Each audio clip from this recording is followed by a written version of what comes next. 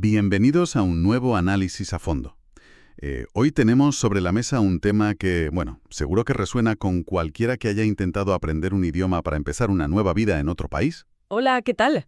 Sí, o simplemente con cualquiera al que le fascine cómo el cerebro adulto procesa la información bajo una presión, digamos, extrema. Exacto. Tenemos acceso a un documento fundacional bastante revelador de la English New Path Academy. Y, a ver, la misión de nuestra exploración de hoy no es hacer un repaso superficial. Vamos a intentar resolver un misterio. Un misterio muy frustrante para mucha gente, además. Totalmente. La gran pregunta es, ¿por qué profesionales brillantes, personas con carreras súper exitosas en sus países de origen, de repente se bloquean y fracasan estrepitosamente al intentar dominar el inglés cuando migran? Es un fenómeno interesantísimo. Lo es.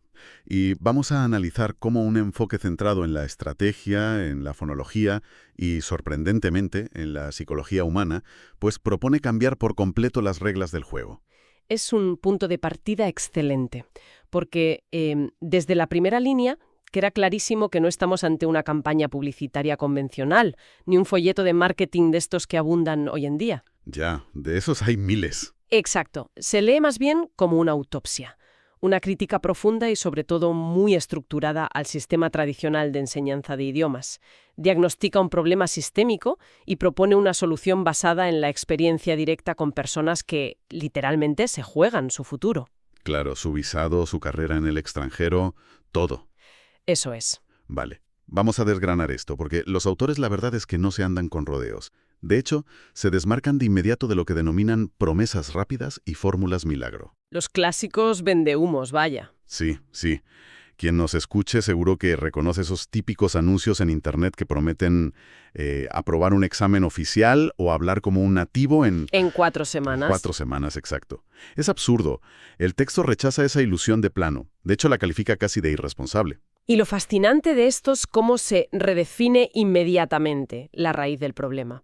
Porque, a ver, durante décadas, la educación tradicional ha provocado que el estudiante que no logra avanzar interiorice la culpa. O sea, que piense que el problema es suyo. Totalmente. El diálogo interno suele ser, bueno, no tengo facilidad para los idiomas, o ya soy demasiado mayor, o simplemente no soy lo suficientemente inteligente. Qué duro, ¿no? Pensar eso de uno mismo. Es durísimo. Sin embargo, una de las afirmaciones más potentes de este documento es que la barrera real del migrante hispanohablante no es una falta de capacidad cognitiva en absoluto. Es una carencia total de lo que los autores denominan estructura estratégica. Estructura estratégica. Esa distinción resulta vital para entender todo lo que viene después, porque tradicionalmente nos han enseñado a ver el inglés como una simple materia escolar más. Como si fuera geografía o matemáticas. Exacto. Como que estudias una lista de verbos irregulares, haces un examen en un papel, te ponen un 7 y pasas a otra cosa. Pero este enfoque plantea el idioma de forma radicalmente distinta. Lo ve como una llave maestra. Me gusta esa analogía. Es que no es un fin en sí mismo. Es la herramienta indispensable que da acceso a todo lo demás. Al mercado laboral cualificado, a la vida social y, en última instancia, a la supervivencia y la independencia real en un país nuevo. Y ese es precisamente el contexto vital que se analiza aquí. Se hace un retrato, yo diría que muy empático, del estado emocional del migrante. Hablamos de individuos que aterrizan en un país de habla inglesa sintiéndose vulnerables, muy inseguros y, a menudo, acarreando un historial de frustración enorme con el idioma. Claro, de haberlo intentado en el colegio, en academias y nada. Exacto. Para ellos, obtener un certificado no es para colgar un diploma bonito en la pared del salón. Aprobar exámenes de alta exigencia, como el PTE o el IELTS, es una cuestión de vida o muerte a nivel administrativo. Hagamos una pausa ahí para quien no esté familiarizado con estas siglas. El PTE, que es el Pearson Test of English, o el IELTS, el International English Language Testing System, no son los típicos exámenes de la academia de barrio. Para nada. Son pruebas estandarizadas, súper rigurosas, que los gobiernos de países como Australia, Canadá o el Reino Unido utilizan como filtro absoluto. O sea, deciden si te conceden un visado de residencia o si permiten que un médico o un ingeniero convalide su título para poder ejercer. Exactamente. Son pruebas que miden la capacidad real de desenvolverse en un entorno académico o profesional que es complejo. Y la verdadera meta para el candidato no es solo alcanzar la puntuación que requiere el gobierno de turno. Es lograr una validación profesional real. Eso es. De nada sirve aprobar por los pelos si luego, en tu primera reunión de trabajo, no puedes defender tu proyecto ante tus compañeros. Pero a ver, vamos a ser críticos un momento. Si un migrante necesita ese visado en, pongamos, 3 meses, y su futuro legal y el de su familia depende de aprobar el IELTS o el PTE, Sí. ¿no suena todo esto de la estructura estratégica un proceso demasiado lento? O sea, ¿por qué insisten tanto en rechazar los atajos si el tiempo corre en contra del alumno? Es una duda muy lógica. Y es precisamente lo que aborda el primer pilar de su metodología, que llaman estrategia de examen basada en evidencia. Ajá. Cuando el tiempo apremia, la tentación de memorizar truquitos o plantillas prefabricadas para intentar engañar al algoritmo del examen es altísima. Es lo más fácil. Claro, hincar los codos y memorizar sin entender. Exacto. Pero el análisis sostiene que bajo una presión real de examen, esos trucos se desmoronan por completo. Una estrategia basada en evidencia significa comprender profundamente cómo está diseñada la prueba, cuáles son las rúbricas de evaluación exactas y, sobre todo, cómo gestionar el tiempo y el rendimiento bajo un estrés monumental. Entiendo. Es como la diferencia entre aprender a conducir de verdad y simplemente memorizar las respuestas del examen teórico. Una analogía perfecta. Claro, si un estudiante solo memoriza el manual, al primer imprevisto que tenga en la carretera real, tiene un accidente. No sabe reaccionar. Exactamente. Y esto conecta directamente con su segundo pilar, que denominan formación lingüística integral. Y esto me llama la atención porque el documento aclara que su objetivo no es tener a adultos rellenando huecos en ejercicios de past simple durante horas y horas. No para nada. Va muchísimo más allá de la típica gramática de supervivencia para turistas. Este segundo pilar se centra en dotar al alumno de un arsenal lingüístico para el mundo real. Trabajan a fondo la adquisición de vocabulario académico y profesional. ¿Qué es lo que realmente necesitan? Totalmente. Porque esto es crucial. Un arquitecto hispanohablante que migra no necesita saber pedir un café en inglés o preguntar dónde está la estación de tren. Lo que necesita es saber explicar un plano estructural con muchísima precisión. Claro, o defender un presupuesto ante un cliente. Eso es. Por eso se enfocan tanto en la estructura discursiva, en la cohesión lógica y en la capacidad de argumentación.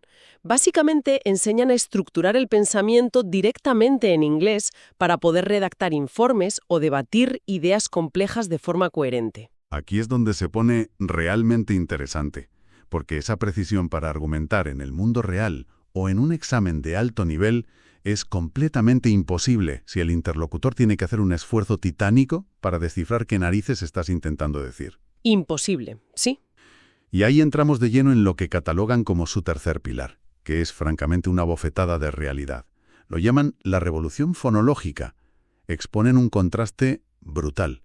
Señalan que en países como España o en América Latina, el inglés suele enseñarse como si fuera un idioma de letras, cuando la realidad incontestable es que es un idioma de sonidos. Y ese análisis tan concreto explica décadas de frustración colectiva en la enseñanza del inglés. En español somos muy afortunados en ese sentido. Leemos exactamente lo que está escrito. Tal cual. Una A es una A siempre. Exacto. Una vocal tiene un sonido constante. Pero el inglés es un idioma completamente opaco en ese aspecto. La ortografía no siempre coincide con la pronunciación. Si alguien intenta leer inglés aplicando la lógica del español, está abocado al fracaso desde el minuto 1. Es el clásico ejemplo, y seguro que quien nos escucha ha vivido o presenciado alguna situación parecida, del hispanohablante intentando pedir una hoja de papel en una oficina, una sheet. ¡Ay, sí! Y por no saber alargar la vocal correctamente, porque en español no tenemos vocales largas y cortas, acaba pronunciando una grosería tremenda que deja al interlocutor con los ojos abiertos como platos. Es un ejemplo perfecto de por qué introducen el concepto de consciencia fonémica, que suena a jerga muy técnica, pero básicamente es la habilidad de escuchar, identificar y manipular los sonidos individuales del idioma. Los fonemas. Exacto. Si el cerebro de un adulto no está entrenado para distinguir una vocal corta de una larga o un sonido vibrante de uno sordo, las consecuencias son severas. El texto lo expone de forma categórica y hay una cita clave que encapsula toda su filosofía. Dicen, la pronunciación no es un lujo estético, es funcionalidad comunicativa. ¡Qué concepto tan poderoso! Funcionalidad comunicativa. Rompe por completo con el mito de que trabajar la pronunciación es intentar imitar un acento pijo británico o sonar como un actor de Hollywood. No tiene nada que ver con eso. Se trata de algo mucho más primario. Si no pronuncias los fonemas correctamente, simplemente no te van a entender. Y peor aún, si tu cerebro no está calibrado para reconocer esos fonemas, cuando un nativo te hable a velocidad normal en la calle o en una reunión, no vas a entender absolutamente nada. Nada. Por mucho vocabulario técnico que sepas leer en un papel, todo se convierte en un ruido incomprensible, una amalgama de sonidos. Exacto. Y esa falta crónica de funcionalidad comunicativa es, en la inmensa mayoría de los casos, la mecha que enciende el problema que abordan en su cuarto pilar, que es la psicología del rendimiento. Claro, el bloqueo mental. Eso es. Cuando un adulto que es brillante, articulado y competente en su idioma materno, de repente no logra entender y no es entendido, el impacto psicológico es devastador para la autoestima. Totalmente. Entramos en la dinámica de la olla a presión. Este cuarto pilar aborda directamente el terror a hablar en público, la ansiedad que te paraliza en medio de una entrevista de trabajo y, por supuesto, la frustración extrema que surge tras suspender un examen oficial por tercera o cuarta vez. Es un ciclo terrible. Mencionan cómo todo esto deriva en procrastinación. Es decir, el alumno no pospone el estudio por pereza o por falta de tiempo, sino como un mecanismo de defensa subconsciente frente al miedo al fracaso. Si conectamos esto con la perspectiva general, podemos apreciar la verdadera magnitud del reto. Migrar no es el mero trámite administrativo de empaquetar unas cuantas cajas y rellenar formularios de aduanas. ¿Qué va? Es un proceso de transformación identitaria profunda. Hay un desgarro implícito al dejar el país de origen, a la familia, a la red de apoyo. Y hay un choque inmenso al intentar encajar en una cultura con unos códigos sociales y laborales completamente distintos. Es empezar de cero. Literalmente.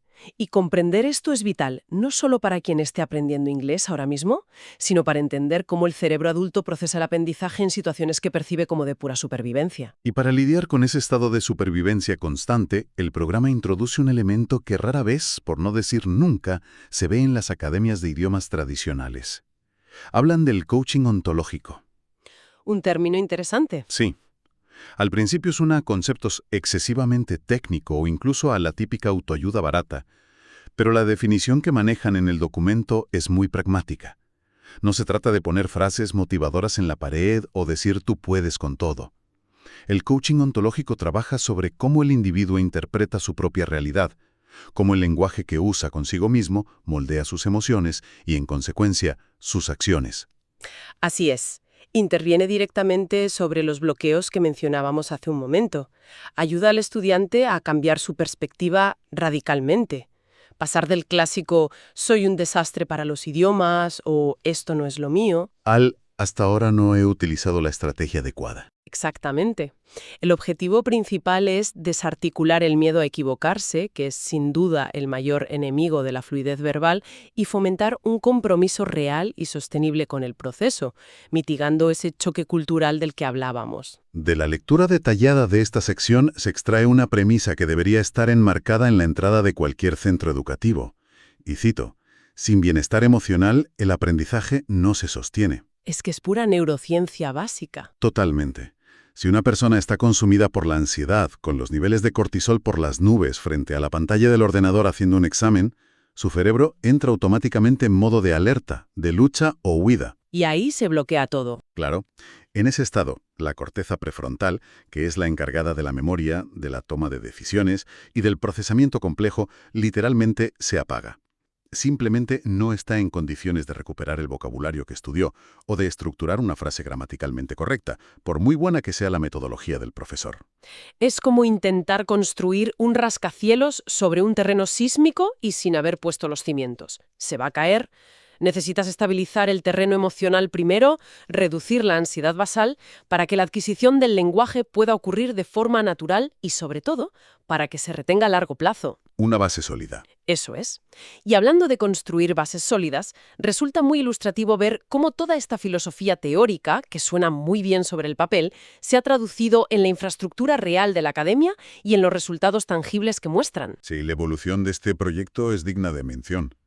Comentan en el texto cómo este enfoque tan particular los ha llevado a expandirse y ganar muchísima presencia en lugares clave para la migración hispanohablante. lugares como Australia, Malta y varios países de Latinoamérica. Sitios de alta demanda. Sí. Pero hacen un énfasis muy deliberado en aclarar que este crecimiento no es de ninguna manera el resultado de campañas de marketing agresivo o de tácticas de venta de alta presión. Y ese detalle habla a volúmenes sobre su ética profesional. Afirman que la expansión ha sido fundamentalmente orgánica. Se ha impulsado a través del boca a boca genuino, basándose en los resultados reales de alumnos que lograron sus visados o que por fin validaron sus carreras tras años de estancamiento. Que es la mejor publicidad posible, claro. Sin duda. En un sector como el de la educación de idiomas online, que hoy en día está absolutamente saturado de publicidad estridente, de influencers y de promesas vacías, apostar por el crecimiento orgánico a través del éxito comprobado demuestra una confianza absoluta en la solidez de sus 4 pilares metodológicos. Y esa solidez también se refleja en cómo diseñan las herramientas prácticas para el alumno. Describen que tienen un portal web propio y una biblioteca de recursos, pero introducen una advertencia que me parece clave en la era actual de la sobreinformación. El exceso de materiales, ¿verdad? Exacto. Hoy en día es facilísimo acumular cientos de gigabytes de archivos de inglés, listas de vocabulario, libros que descargamos y que nunca llegamos a leer. Es una especie de síndrome de Diógenes digital. Totalmente cierto. Guardamos por guardar. Sí. Sin embargo, en el documento aclaran explícitamente que su plataforma no es una acumulación caótica de PDFs. Y fíjate, es una crítica muy sutil, pero tremendamente certera al autoaprendizaje desordenado que a menudo fomenta Internet. Subrayan la diferencia vital entre amontonar materiales al azar y disponer de recursos con una verdadera intención pedagógica. Cada cosa tiene su porqué. Exactamente. Cada elemento de su biblioteca tiene un propósito específico dentro de ese gran engranaje. Ofrecen modelos reales de redacción académica, audios guiados para entrenar el oído, ejercicios fonológicos diseñados específicamente para las carencias de los hispanohablantes y simulacros enfocados milimétricamente en las exigencias del PTE y el IELTS. Nada sobra y nada falta. Todo responde a lo que ellos llaman un entrenamiento con propósito, que es otro de los conceptos fundamentales que manejan. Y por supuesto, esto no funcionaría en absoluto si el equipo humano, los profesores, no estuvieran en la misma sintonía. El documento es tajante al respecto. Todo el equipo docente comparte esta misma ética y este rigor absoluto. Huyen despavoridos de las típicas clases improvisadas de «vamos a charlar un rato en inglés a ver qué sale». Exacto. Dejan muy claro que no basta con que un profesor sea nativo o tenga un certificado de nivel C2. Tiene que estar inmerso y formado rigurosamente bajo los principios de la estrategia estructurada y el enfoque fonológico que defienden. Porque ser nativo no te hace profesor automáticamente. Para nada. Al final, lo que logran con esto es profesionalizar la enseñanza del idioma, elevándola a un nivel superior. Al exigir esa formación continua a sus propios docentes, garantizan que la experiencia del alumno sea completamente coherente, independientemente de quién imparta la sesión de ese día. ¿Hay una estandarización de la calidad? Eso es. El estudiante entra en un ecosistema donde recibe un diagnóstico honesto de su nivel, real, desde el principio, un plan de acción realista adaptado a sus tiempos migratorios y un acompañamiento que es tanto técnico como psicológico.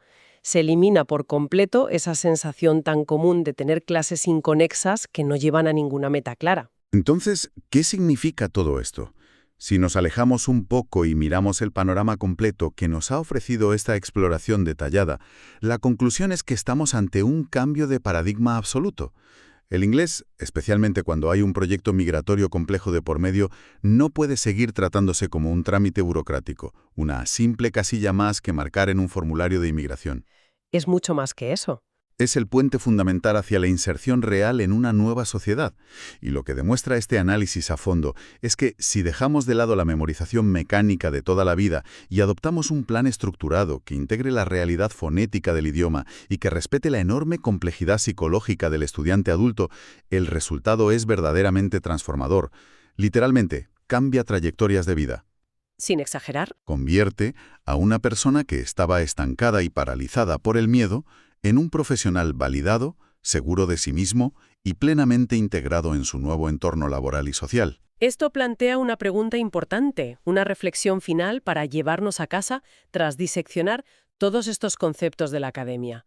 Si tal y como hemos visto hoy, factores como el bienestar emocional, la gestión adecuada de la ansiedad y la falta de reconocimiento fonético son los verdaderos muros de hormigón que impiden la comunicación real, Ujú. ¿hasta qué punto los sistemas educativos globales tradicionales, que siguen obsesionados casi en exclusiva con la gramática escrita y la repetición visual, están condenando al fracaso a millones de estudiantes año tras año, antes siquiera de que intenten abrir la boca para hablar?